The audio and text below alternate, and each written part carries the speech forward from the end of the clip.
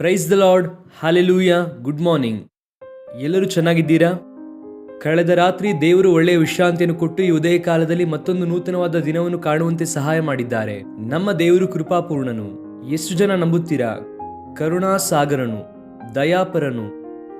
ನನ್ನ ಜೀವಿತದಲ್ಲಿ ದೇವರು ಎಷ್ಟು ಉಪಕಾರ ಮೇಲುಗಳನ್ನು ಮಾಡಿದ್ದಾರೆ. ಪ್ರತಿದಿನವನ್ನು ಕೂಡ ಆತನ ದಿವ್ಯ ನಾಮದ ಸ್ಮರಣೆಯೊಂದಿಗೆ ಆರಂಭ ಮಾಡುವುದಾದರೆ ಅದಕ್ಕಿಂತಲೂ ದೊಡ್ಡ ಸೌಭಾಗ್ಯ ಇನ್ನೊಂದಿಲ್ಲ. ಯೇಸುವಿನ ನಾಮ ಎಲ್ಲದಕ್ಕಿಂತಲೂ ಕೂಡ ಉನ್ನತವಾದ ನಾಮ. ಯೇಸು ಕ್ರಿಸ್ತನ ನಾಮದಲ್ಲಿ ಅದ್ಭುತಗಳು ನಡೆಯುತ್ತದೆ, ಆಶ್ಚರ್ಯ ಕಾರ್ಯಗಳು ನಡೆಯುತ್ತದೆ. ದೇವರು ಅನೇಕರನ್ನು ಸ್ವಸ್ಥಪಡಿಸುತ್ತಾ ಇದ್ದಾರೆ, ಬಿಡುಗಡೆ ಮಾಡುತ್ತಿದ್ದಾರೆ. ಯೇಸುವಿನ ನಾಮದಲ್ಲಿರುವಂತಹ ಶಕ್ತಿಯನ್ನು ಪ್ರತಿಯೊಬ್ಬರು ಅನುಭವಿಸಬೇಕೆಂದು ಮನಪೂರ್ವಕವಾಗಿ ಕೋರುತ್ತೇನೆ. ಪ್ರತಿದಿನವೂ ಕೂಡ ದೇವರ ವಾಗ್ದಾನವನ್ನು ನಾವು ಧ್ಯಾನಿಸುವುದರ ಮೂಲಕ ದೇವರಿಗೆ ಸಮೀಪ ಬರುತ್ತಾ ಇದ್ದೇವೆ. ಬೈಬಲ್ನಲ್ಲಿ ಎಷ್ಟೋ ವಾಗ್ದಾನಗಳನ್ನು ದೇವರು ನಮ್ಮೆಲ್ಲರಿಗೋಸ್ಕರವಾಗಿ ಬರೆದುಕೊಟ್ಟಿದ್ದಾರೆ. ಇದು ಒಂದು ನಿಕ್ಷೇಪ ಇದ್ದ ಹಾಗೆ, ನಮ್ಮೆಲ್ಲರಿಗೂ ಕೂಡ ಉಪಯೋಗವಾಗುವಂತಹ ಒಂದು ಆಧ್ಯಾತ್ಮಿಕವಾದಂತಹ ನಿಧಿ ಇದ್ದ ಹಾಗೆ. ಈ ದಿನ ವಾಗ್ದಾನಕ್ಕಾಗಿ ಪರಿಶುದ್ಧ ಸತ್ಯವೇದವನ್ನು ತೆಗೆದು 145ನೇ ಕೀರ್ತನೆ 15ನೇ ವಾಕ್ಯವನ್ನು ಓದೋಣ. Sam 145 and verse 15. ಯೆಹೋವನೇ, ಎಲ್ಲಾ ಜೀವಿಗಳ ಕಣ್ಣುಗಳು ನಿನ್ನನ್ನೇ ನೋಡುತ್ತವೆ, ನೀನು ಅವುಗಳಿಗೆ ಹೊತ್ತು ಹೊತ್ತಿಗೆ ಆಹಾರ ಕೊಡುತ್ತಿ. ಆಮೇನ್. ಎಷ್ಟು ಸುಂದರವಾದಂತಹ ವಾಗ್ದಾನ ಇದು. ಆತನನ್ನು ದೃಷ್ಟಿಸುವವರು ಆಹಾರವನ್ನು ಹೊಂದುತ್ತಾರೆ. ಬಹಳ ಅಮೂಲ್ಯವಾದ ಮಾತು ಇದು. ಎಲ್ಲಾ ಜೀವಿಗಳ ಕಣ್ಣುಗಳು ನಿನ್ನನ್ನೇ ನೋಡುತ್ತವೆ. ಆತನು ಸೃಷ್ಟಿಕರ್ತನು, ಆದ್ದರಿಂದ ಎಲ್ಲರನ್ನು ಪೋಷಿಸುವ ಬಾಧ್ಯತೆ ಆತನೇ ವಹಿಸಿಕೊಂಡಿದ್ದಾನೆ. ಆತನು ನಮ್ಮ ಪೋಷಕನು. ಸೃಷ್ಟಿಕರ್ತನಾದಂತಹ ದೇವರು, ಸಕಲ ಜಲಾಚರಗಳನ್ನು ಉಂಟು ಮಾಡಿದಂತಹ ದೇವರು, ನಮಗೆ ಬೇಕಾದಂಥದ್ದೆಲ್ಲವನ್ನು ಕೂಡ ಆತನು ದಯಪಾಲಿಸುತ್ತಾರೆ. ಆತನು ನಮ್ಮ ಪೋಷಕನು, ನಮ್ಮ ಸಂರಕ್ಷಕನು. ನನ್ನ ದೇವರೇ, ಒಡೆಯನೇ, ನಿನ್ನನ್ನು ಘನಪಡಿಸುವೆನು ಎನ್ನುವಂತಹ ಮಾತಿನೊಂದಿಗೆ ಈ ಕೀರ್ತನೆಯನ್ನು ಭಕ್ತನಾದ ದಾವಿದನು ಆರಂಭಿಸುತ್ತಾನೆ. ಈ 145ನೇ ಕೀರ್ತನೆಯಲ್ಲಿ ಎಷ್ಟೋ ವಾಗ್ದಾನಗಳನ್ನು ನಾವು ನೋಡುತ್ತೇವೆ. ನಮ್ಮೆಲ್ಲರಿಗೂ ಕೂಡ ಧೈರ್ಯಪಡಿಸುವಂತಹ ಮಾತುಗಳು ಈ ಕೀರ್ತನೆಯಲ್ಲಿ ಎಷ್ಟೋ ಹೆಚ್ಚಾಗಿ ಕಾಣುತ್ತದೆ.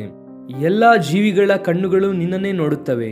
ಒಂದು ನಿಮಿಷ ಎಲ್ಲಾ ಜೀವಿಗಳನ್ನು ಪಕ್ಕದಲ್ಲಿ ಇಟ್ಟರೆ ನೀನು ದೇವರನ್ನು ದೃಷ್ಟಿಸುತ್ತಾ ಇದ್ದೀಯಾ? ನಾನು ದೇವರನ್ನು ದೃಷ್ಟಿಸುತ್ತಾ ಇದ್ದೇನಾ ಎಂಬುದಾಗಿ ಪರಿಶೀಲಿಸಿಕೊಳ್ಳಬೇಕು. ಯಾರು ದೇವರನ್ನು ದೃಷ್ಟಿಸುತ್ತಾರೋ, ನಂಬಿಕೆಯಿಂದ ದೇವರನ್ನು ಕಾಣುತ್ತಾರೋ, ವಿಶ್ವಾಸದಿಂದ ದೃಷ್ಟಿಸುತ್ತಾರೋ, ಅವರ ಜೀವಿತದಲ್ಲಿ ಅದ್ಭುತವನ್ನು ಕಾಣುತ್ತಾರೆ.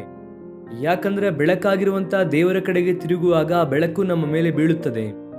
ಜೀವಾಧಿಪತಿಯಾದ ದೇವರ ಕಡೆಗೆ ನಾವು ತಿರುಗುವಾಗ ಆತನಲ್ಲಿರುವಂತಹ ಜೀವವನ್ನು ನಾವು ಹೊಂದಿಕೊಳ್ಳುತ್ತೇವೆ. ನಿನ್ನ ಕಣ್ಣು ಯಾರನ್ನು ನೋಡುತ್ತಾ ಇದೆ? ನಿನ್ನ ಕಣ್ಣು ಯಾವುದನ್ನು ನೋಡುತ್ತಾ ಇದೆ?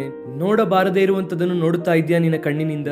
ನಿನ್ನ ನೇತ್ರಗಳಿಂದ ಯಾರನ್ನು ನೋಡುತ್ತಾ ಇದೀಯಾ ಅಥವಾ ಯಾರನ್ನು ದೃಷ್ಟಿಸುತ್ತಾ ಇದೀಯಾ? ಯಾರ ಮೇಲೆ ಲಕ್ಷ್ಯ ಇಡುತ್ತಾ ಇದೀಯಾ? ಅನೇಕ ಸಾರಿ ನಮ್ಮ ಜೀವಿತದಲ್ಲಿ ಯಾವುದಾದ್ರೂ ಶ್ರಮೆ ಬಂದಾಗ, ಯಾವುದಾದ್ರೂ ಕಷ್ಟ ಬಂದಾಗ ಅಥವಾ ಯಾವುದಾದ್ರೂ ರೋಗ ಬಂದಾಗ ದೇವರನ್ನು ಪಕ್ಕದಲ್ಲಿಟ್ಟು ಬೇರೆ ಯಾವುದೋ ಕಡೆ ನೋಡೋಣ ಎಂಬುದಾಗಿ ಅಂದುಕೊಳ್ಳುತ್ತೇವೆ. ಅಲ್ಲಿ ಅವರು ಏನೋ ಮಾಡುತ್ತಾ ಇದ್ದಾರಂತೆ, ಇಲ್ಲಿ ಇವರು ಏನೋ ಮಾಡುತ್ತಾ ಇದ್ದಾರಂತೆ, ಅದನ್ನು ನಾವು ಮಾಡಿಸಿಕೊಂಡ್ರೆ ಚೆನ್ನಾಗಿರುತ್ತದೆ ಅಥವಾ ಅದನ್ನು ತೆಗೆದುಕೊಂಡು ಕಟ್ಟಿಸಿಕೊಂಡ್ರೆ ಚೆನ್ನಾಗಿರುತ್ತದೆ ಎನ್ನುವಂತ ಆಲೋಚನೆಯಲ್ಲಿ ದೇವರನ್ನು ಪಕ್ಕದಲ್ಲಿಟ್ಟು ದೇವರನ್ನು ದೃಷ್ಟಿಸದೆ ಅನೇಕರು ಅದರ ಮೇಲೆ ನಂಬಿಕೆ ಇಡುತ್ತಾರೆ. ನಿನ್ನ ನೇತ್ರಗಳನ್ನು, ನಂಬಿಕೆಯ ನೇತ್ರಗಳನ್ನು ತೆರೆದು ನಿನ್ನನ್ನು ಸ್ವಸ್ಥಪಡಿಸುವಂತ ದೇವರನ್ನು ನೋಡು. ನಿನಗೆ ಸಮಾಧಾನ ಕೊಡುವಂತ ದೇವರನ್ನು ನೋಡು. ನಿನ್ನನ್ನು ಆಶೀರ್ವದಿಸುವಂತ ದೇವರನ್ನು ದೃಷ್ಟಿಸು. ನಿನ್ನನ್ನು ಯಾವುದೇ ಸಂದರ್ಭದಲ್ಲಾದರೂ ಕೂಡ ಬಲಪಡಿಸುವಂತ ದೇವರನ್ನು ದೃಷ್ಟಿಸು. ಅಷ್ಟೇ ಬಿಟ್ಟರೆ ಸೋತು ಹೋಗಬೇಡ, ಕುಗ್ಗಿ ಹೋಗಬೇಡ, ಅಸಹನೆ ಉಳ್ಳವನಾಗಿ ವರ್ತಿಸಬೇಡ. ದೇವರು ನನ್ನನ್ನು ಮರೆತು ಹೋಗಿದ್ದಾರೆ ಎಂಬುದಾಗಿ ತೀರ್ಪು ಮಾಡಬೇಡ. ಆತನನ್ನು ದೃಷ್ಟಿಸು, ನಿನಗೆ ಖಚಿತವಾಗಿ ಮೇಲುಂಟಾಗುತ್ತದೆ. ಯಾಕಂದ್ರೆ ಬೈಬಲ್ ಹೇಳುತ್ತದೆ, ನನ್ನನ್ನು ದೃಷ್ಟಿಸಿ ರಕ್ಷಣೆ ಹೊಂದಿರಿ ಎಂಬುದಾಗಿ ದೇವರು ಹೇಳುತ್ತಾರೆ. ಯೆಶಾಯನ ಪುಸ್ತಕ 45ನೇ ಅಧ್ಯಾಯದಲ್ಲಿ ನಾವು ನೋಡುತ್ತೇವೆ, look unto me and be saved. ನಿನಗೆ ರಕ್ಷಣೆಯು ಬೇಕು ಅಂದರೆ, ಸ್ವಸ್ಥತೆ ಬೇಕು ಅಂದರೆ, ಬಿಡುಗಡೆ ಬೇಕು ಅಂದರೆ ದೇವರನ್ನು ದೃಷ್ಟಿಸು. ಯಾರು ಆತನನ್ನು ದೃಷ್ಟಿಸುತ್ತಾರೋ ದೇವರು ಅವರನ್ನು ಬಿಡಿಸುತ್ತಾರೆ. ನನ್ನ ಜೀವಿತದಲ್ಲಿ ನೋಡುವುದಾದರೆ ಎಷ್ಟೋ ಸಾಕ್ಷಿಗಳು. ಕ್ರೈಸ್ಟ್ ವರ್ಶಿಪ್ ಸೆಂಟರ್ ಅಲ್ಲಿ ಪ್ರತಿ ಭಾನುವಾರ ಸಾವಿರಾರು ಜನರು ದೇವರನ್ನು ಆರಾಧಿಸುವುದಕ್ಕೆ ಬರುತ್ತಾರೆ. ಆನ್ಲೈನ್ ನಲ್ಲಿ ಇನ್ಫ್ಯಾಕ್ಟ್ ನಿಮ್ಮಂತಹ ಅನೇಕರು ಆನ್ಲೈನ್ ನಲ್ಲಿ ದಿನವೂ ಕೂಡ ಕನೆಕ್ಟ್ ಆಗುತ್ತಾ ಇದ್ದೀರಾ. ದೇವರು ನಿಮ್ಮ ಜೀವಿತದಲ್ಲಿ ಮಾಡಿದಂತಹ ಮೇಲುಗಳು, ಪ್ರಾರ್ಥನೆ ಮಾಡುವುದು, ನಂಬಿಕೆ ಇಡುವಂತದ್ದು ನಮ್ಮ ಕೆಲಸವಾದರೆ ಅದ್ಭುತವನ್ನು ಮಾಡುವಂತದ್ದು ಆತನ ಕೆಲಸ. ಆತನ ಮೇಲೆ ದೃಷ್ಟಿ ಇಡಿ. ಈಗ ಯಾರು ದೇವರ ಕಡೆಗೆ ಸ್ಪಷ್ಟವಾಗಿ ನೋಡುತ್ತಾರೋ ದೇವರು ಅವರಿಗೆ ಆಹಾರ ಕೊಡುತ್ತಾರಂತೆ.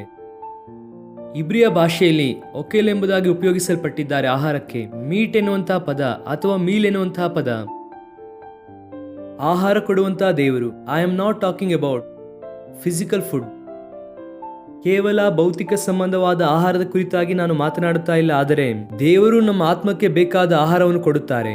ನಮ್ಮ ಆಂತರಿಕ ಮನುಷ್ಯನ ಅಭಿವೃದ್ಧಿ ಹೊಂದುವುದಕ್ಕೆ ಬೇಕಾದ ಆಹಾರವನ್ನು ನಾವು ದೇವರಿಂದ ಹೊಂದಿಕೊಳ್ಳಬಹುದು.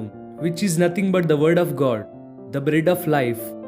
ಜೀವದ ಆಹಾರವಾಗಿರುವಂತಹ ಯೇಸು ಕ್ರಿಸ್ತನು ಜೀವವನ್ನು ನಮಗೆ ಕೊಟ್ಟು ತನ್ನ ಮಹಿಮೆಗಾಗಿ ಉಪಯೋಗಿಸುವಂತಹ ದೇವರು ಆತನು. ಒಂದು ವೇಳೆ ಈ ದಿನ ನಿನ್ನ ಜೀವಿತದಲ್ಲಿ ಬಲ ಇಲ್ಲದವನಾಗಿದ್ದೀಯಾ, ಶಕ್ತಿ ಇಲ್ಲದವನಾಗಿದ್ದೀಯಾ, ಪ್ರತಿ ಚಿಕ್ಕ ವಿಷಯಕ್ಕೂ ಬಾಧೆ ಪಡುತ್ತಾ ಇದ್ದೀಯಾ, ಪ್ರತಿ ಚಿಕ್ಕ ವಿಷಯಕ್ಕೂ ಅಧೈರ್ಯ ಪಡುತ್ತಾ ಇದೆಯಾ, ಯಾಕೆ ಈ ರೀತಿಯಾಗಿ ನಡೆಯುತ್ತಾ ಇದೆ, ಯಾಕೆ ಹೀಗೆ ಆಗುತ್ತಾ ಇದೆ, ನನ್ನ ಜೀವಿತ ಯಾಕೆ ಹೀಗಾಗಿದೆ ಎಂಬುದಾಗಿ ನಿರುತ್ಸಾಹ ನಿನ್ನಲ್ಲಿದೆಯಾ? ತೆಗೆದುಕೋ, ದೇವರು ಆಹಾರವನ್ನು ಕೊಡುತ್ತಾ ಇದ್ದಾರೆ. ಆತನನ್ನು ದೃಷ್ಟಿಸುವುದಾದರೆ, ನಿನ್ನ ಕಣ್ಣನ್ನು ಆತನ ಕಡೆಗೆ ದೃಷ್ಟಿಸುವುದಾದರೆ ನಿನಗೆ ಬೇಕಾದ ಪೋಷಣೆ, ನರಿಶ್ಮೆಂಟ್. ಎಲಿಯನನ್ನು ದೇವರು ಪೋಷಿಸಲಿಲ್ವಾ? ಕೇರಿತ್ ಹಳ್ಳದಲ್ಲಿ ಕೂತುಕೋ ಎಲಿಯನೇ, ನಿನಗೆ ಕಾಗೆಯ ಮೂಲಕವಾಗಿ ನಾನು ಪೋಷಿಸುತ್ತೇನೆ ಎಂಬುದಾಗಿ ಹೇಳಿದ್ರು. ರಾವನ್ಸ್ ಯಾವತ್ತಾದ್ರೂ ಚರಿತ್ರೆಯಲ್ಲಿ ಯಾರಿಗಾದರೂ ಆಹಾರ ಕೊಟ್ಟ ಹಾಗೆ ನಾವು ಓದಿದ್ದೇವಾ? ಇರುವುದನ್ನು ಕಿತ್ತುಕೊಂಡು ಹೋಗುವುದೇ ಬಿಟ್ಟರೆ ದೇವರು ಕಾಗೆಯ ಸ್ವಭಾವವನ್ನು ಮಾರ್ಪಡಿಸಿ ಎಲಿಯನ ಮಡಿಲಿನಲ್ಲಿ ಆ ಮಾಂಸ ಹಾಗೂ ರೊಟ್ಟಿ ಬೀಳುವಂತೆ ದೇವರು ಸಹಾಯ ಮಾಡಿದರು. ನೀನು ಮಾಡಬೇಕಾದ ಕೆಲಸ ಏನೆಂದರೆ ಕೇರಿತ್ ಹಳ್ಳದಲ್ಲಿ ಕೂತುಕೋ. ದೇವರು ಎಲ್ಲಿ ಹೇಳುತ್ತಾರೋ ಅಲ್ಲಿ ಇರು. ಎಲ್ಲಿ ಕೂತುಕೊಳ್ಳುವುದಕ್ಕೆ ಹೇಳುತ್ತಾರೋ ಅಲ್ಲಿ ಕೂತುಕೋ. ಏನು ಮಾಡುವುದಕ್ಕೆ ಹೇಳುತ್ತಾರೋ ಅದನ್ನು ಮಾಡು. ಆತನ ಕಡೆಗೆ ನೀನು ದೃಷ್ಟಿಸು. ದೇವರು ಕಾಗೆಯ ಮೂಲಕ ಆಹಾರ ಕೊಡುತ್ತಾರೆ ಅಂದ್ರೆ ನೀನು ಯಾವತ್ತೂ ಎಕ್ಸ್ಪೆಕ್ಟ್ ಮಾಡದೇ ಇರುವಂತ ವ್ಯಕ್ತಿಯ ಮೂಲಕ ಸಹಾಯ ಮಾಡುತ್ತಾರೆ. ನೀನು ಯಾವತ್ತೂ ಎಕ್ಸ್ಪೆಕ್ಟ್ ಮಾಡದೇ ಇರುವಂತಹ ವಿಧಾನದಲ್ಲಿ ಬೇರೆ ದಿಕ್ಕುಗಳಿಂದ ದೇವರು ಸಹಾಯ ಮಾಡುತ್ತಾರೆ. ನೀನು ಮಾಡಬೇಕಾದದ್ದು ಆತನನ್ನು ದೃಷ್ಟಿಸು. ಎಲ್ಲಾ ಜೀವಿಗಳು ಆತನನ್ನು ನೋಡಿ ಆಹಾರವನ್ನು ಹೊಂದಿಕೊಂಡು ತೃಪ್ತಿಯಾಗಿ ಸಂತೃಪ್ತಿಯಿಂದ ಜೀವಿಸುತ್ತಾ ಇದೆ. Look unto God. God will feed you and you will have the heavenly meal. ಜೀವದ ಆಹಾರವನ್ನು ದೇವರು ನಿನಗೆ ಕೊಟ್ಟು ಉನ್ನತವಾದ ಆಶೀರ್ವಾದವನ್ನು ದೇವರು ಅನುಗ್ರಹಿಸುತ್ತಾರೆ. ಕಣ್ಣು ಮುಚ್ಚಿರಿ, ಪ್ರಾರ್ಥನೆ. ಪ್ರೀತಿಯುಳ್ಳ ತಂದೆ, ನಾವು ನಿಮ್ಮ ಕಡೆಗೆ ದೃಷ್ಟಿಸುವಾಗ, ನಮ್ಮ ಕಣ್ಣುಗಳು ನಿಮ್ಮನ್ನು ನೋಡುವಾಗ, ನಮ್ಮ ಜೀವಿತದಲ್ಲಿ ನೀವು ಮಾಡುವಂತ ಉನ್ನತವಾದ ಕಾರ್ಯಗಳಿಗಾಗಿ ಸ್ತೋತ್ರ. ಕೇವಲ ನಮ್ಮ ಶಾರೀರಿಕ ಸಂಬಂಧವಾದ ಆಹಾರ ಮಾತ್ರವಲ್ಲದೆ ಆಧ್ಯಾತ್ಮಿಕವಾದ ಆಹಾರವನ್ನು ದಯಪಾಲಿಸುವ ದೇವರು, ಅದಕ್ಕಾಗಿ ನಿಮಗೆ ಸ್ತೋತ್ರ. ನಮ್ಮ ಪೋಷಕರು ನೀವೇ ಅಪ್ಪ. ಈ ದಿನವೆಲ್ಲ ನಮ್ಮ ಪ್ರಿಯರನ್ನು ಬಲಪಡಿಸಿ ನಿಮ್ಮ ವಾಗ್ದಾನದ ಮೂಲಕ ಧೈರ್ಯಪಡಿಸಿರಿ. ನಿಮ್ಮ ಮಹಿಮೆಗಾಗಿ ಪ್ರತಿಯೊಬ್ಬರು ಜೀವಿಸುವಂತೆ ಸಹಾಯ ಮಾಡಿ. ಯೇಸುವಿನ ನಾಮದಲ್ಲಿ ಬೇಡಿ ಹೊಂದಿಕೊಳ್ಳುತ್ತೇವೆ ನಮ್ಮ ತಂದೆಯೇ, amen. God bless you friends.